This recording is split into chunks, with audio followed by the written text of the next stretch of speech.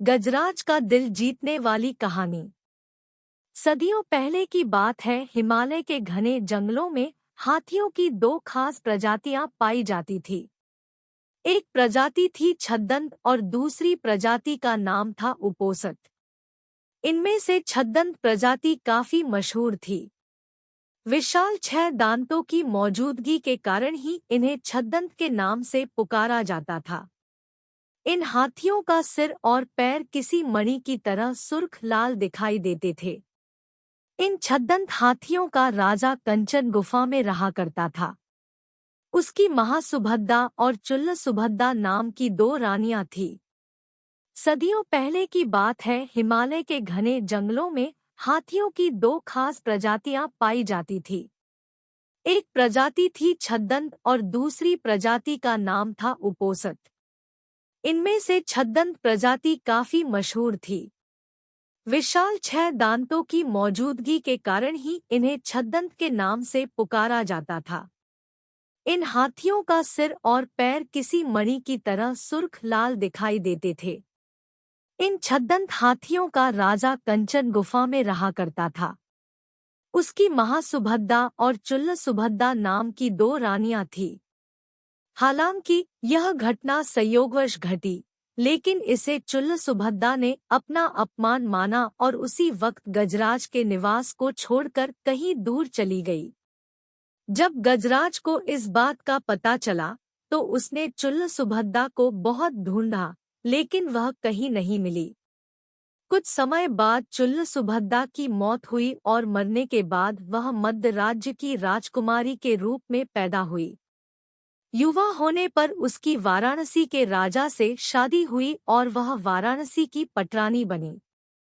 पुनर्जन्म के बाद भी वह छद्दंतराज द्वारा भूलवश हुए उस अपमान को भूली नहीं और उसका बदला लेने का सोचती रही। एक दिन मौका पाकर उसके वाराणसी के राजा को छद्दंतराज के दांत हासिल करने के लिए उकसाया। परिणामस्वरूप कुछ कुशल निषादों के समूह को राजा ने गजराज के दांत लाने के लिए भेज दिया। गजराज के दांत लाने के लिए रवाना हुई टोली का नेता था सोनुत्तर।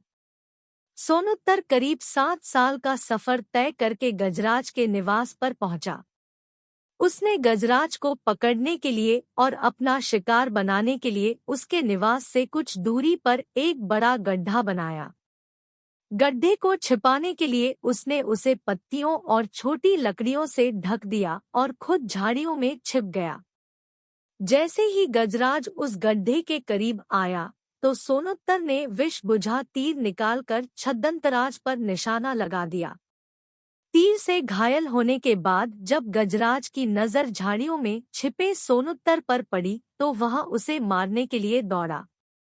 चूंकि सोनुत्तर सन्यासियों के वस्त्र पहनकर आया था, इस कारण गजराज ने सोनुत्तर को जीवनदान दे दिया। गजराज से जीवनदान पाकर सोनुत्तर का मन बदल गया और उसने गजराज को सारी कहानी कह सुनाई और गजराज पर निशाना साधने का उद्देश्य बताया। जीवनदान मिलने के कारण सोनुत्तर गजराज के दांत नहीं काट सकता था, इसलिए छद्दंतराज ने मृत्यु से पहले खुद ही अपने दांत तोड़कर सोनुत्तर को दे दिए। गजराज के दांत पाकर सोनुत्तर वाराणसी लौट आया और गजराज के दांत रानी के समक्ष रख दिए। साथ ही सोनुत्तर ने रानी को यह भी बताया कि किस तरह गजराज ने उसे जीवनदान देकर खुद अपने दांत दे दिए। पूरी बात जानने के बाद रानी गजराज की मौत बर्दाश्त न कर सकी और इस सदमे से उनकी भी तुरंत मौत हो गई। कहानी से सीख। बदले की भावना सोचने समझने की क्षमता छीन लेती है।